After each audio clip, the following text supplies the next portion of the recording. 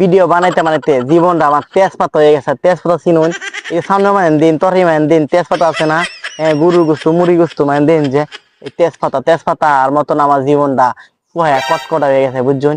Video বানাই অনেক দিন ধরে, কিন্তু এখন পর্যন্ত আনহেরা আমার একটা ভিডিও লাইক কমেন্ট ভালো মতো করুন না, একটা ভিডিও এখনো ভাইরাল হইলো না।